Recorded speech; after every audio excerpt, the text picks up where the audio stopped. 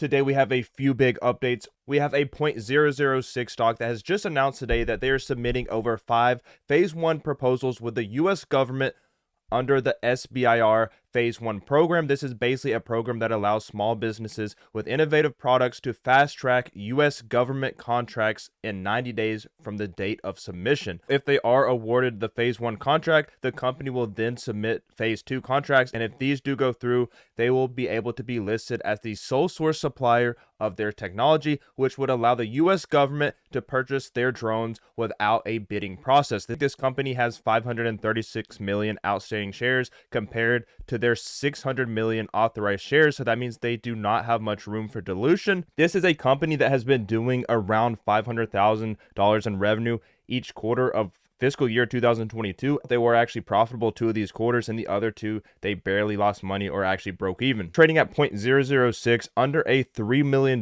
market cap. This one is extremely undervalued and has a lot of big catalysts coming up. Ticker EPAZ, EPAZ Inc., trading at 0.0055, actually was up 10 to 20% the entire day, and at market close it just broke even. Has some very big news. Their Xenadrone AI predictive technology will submit for SBIR Phase 1 testing with the U.S. government for their Xenadrone 100.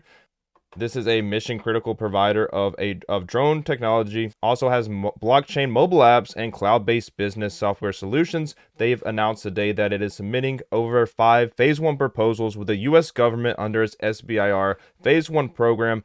This allows small businesses with innovative products to fast-track U.S. government contracts in 90 days from the date of submission. So if Xenadrone is awarded the Phase 1 contract up to $75,000 per proposal, the company will be able to submit for Phase 2 contracts up to $1.2 million per contract. Xenadrone will gain the ability to be listed as the sole source supplier of its technology. If they do complete Phase 2, Xenadrone will gain the ability to be listed as the sole source supplier of its technology, which would allow the U.S. government to purchase the Xenadrone 1000 without a bidding process. This could be a lot of revenue for the company. Keep in mind, this company has been doing around $500,000 in revenue each quarter. So it looks like Q1 and Q2 they were profitable. They lost $11,000 in Q3, and Q4 doesn't look to be out yet. So they are doing revenue, with a market cap of $2.9 million. Considering they do have revenue and that they could be profitable very easily. They actually were profitable 2 of their last quarters, or 2 out of their last 4 quarters, and might be profitable in Q4. Barely lost any money in Q3. They lost like $11,000. Q1 of 2022, they did $492,000 in total revenue. For Q2, they did $511,000.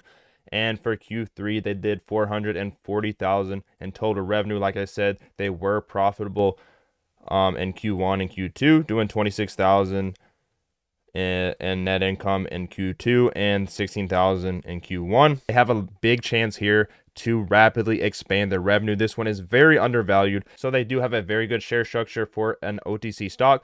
600 million authorized shares compared to 536 million outstanding shares, so they are almost capped out. So dilution isn't a big concern as of right now. They do have 211 million of their outstanding shares locked up currently, and their float is going to be around 300 million shares. CEO has said, "We are working towards their first government contract using multiple avenues, which will hopefully lead to our first set of government customers." They say the SBIR would open us up to the whole federal government to their drone technology. So they said they've successfully garnered positive reviews in several industries, especially in the agricultural, oil and gas, wildfire, and civil engineering industries. This year, Xenadrone aims to enhance its AI capabilities to include autonomous navigation of unmapped terrains, deep learning algorithms for various actions, and dual-use features to accommodate commercial and military drone utilization. So the Xenadrone team will use predictive AI analytics or predictive modeling, a type of analysis that employs methods and resources to create predictive models and make forecasts of future outcomes based on acquired data.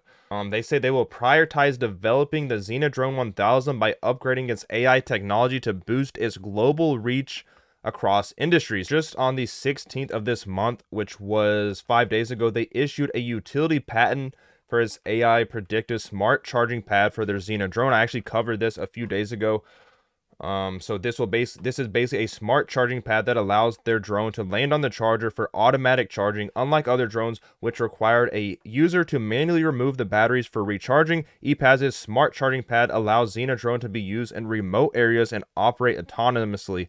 The smart charging pad has built-in computer vision to understand the environment around it and to select the best option for receiving energy. The smart charging pad has options for solar panels or wind power. The self-charging feature is critical for the drone to be fully autonomous. I do think I'm pretty confident that this one will get back to 1 cent very easily, and with some big catalysts and some good news from these trials, I think it could even go past that. But right now, I still think it's very undervalued, could easily get back to 1 cent very soon. Very big update on ticker EMGE, one that I've been covering, one that I actually have shares in, one that I think is extremely undervalued and can easily hit 1 to 2 cents in the short to medium term. LOI to acquire a privately held company with a total of 5.4 million in current revenue. So once again, aggressively expanding.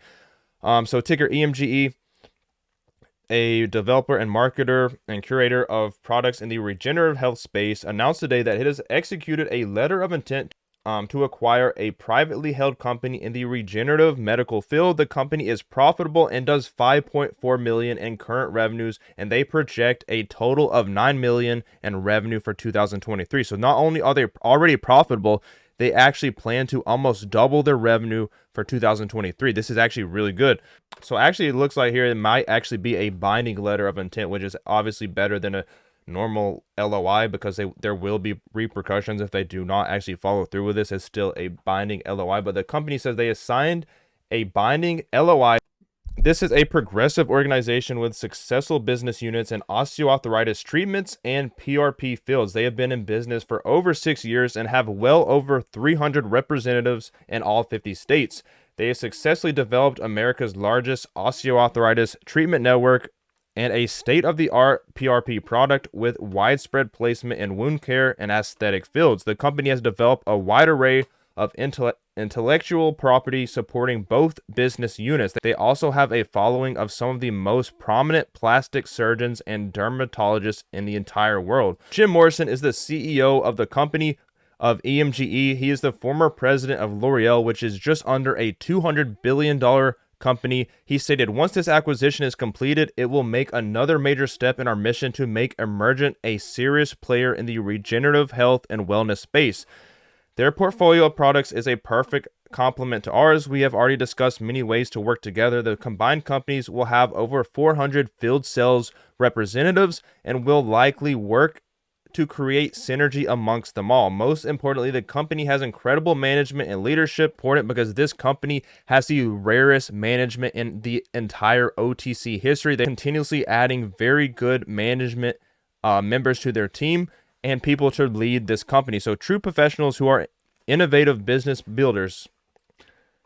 He says, I believe the merger will be completed within 60 to 90 days, which is actually pretty normal for a LOI. Sometimes it's longer than that, but usually can take up to a few months or more. He went on to say this new partner company will also benefit from the acquisition of Nanosthetic Labs. We will have the ability to manufacture some of the products that are part of their sales offering at Nanosthetic, which I still expect to close this month. So that's another LOI that he expects to close this month. So another big catalyst that could close within the next 9 to 10 days. Continue to add complementary businesses to the Emergent family. Today's new addition will allow us to take another step in building a vertically integrated powerhouse in the regenerative health space, but just as importantly, it will add revenue and profit, added Jim Morrison, the CEO. So that the global regenerative medicine market size was valued around 25 billion in 2021. It's projected to grow from around 30 billion in 2022 to over 150 billion by 2029. This is a CAGR growth of 26% during this period. So obviously this one is growing very rapidly and very aggressively in a very good space and market to get into right now. So this is one that I am heavily invested in. This is one that I am very confident will hit 1 to 2 cents in the short to medium term, and even up to 4 cents plus in the long term. They are continuously expanding, aggressively expanding their business, partnering with a lot of different people, continue to add more than qualified candidates to their team to help build their business. This is one that I really like. One of the main reasons I am invested in this company is because I do like the management side of the business. I really do believe in them, but I really do like what they're doing.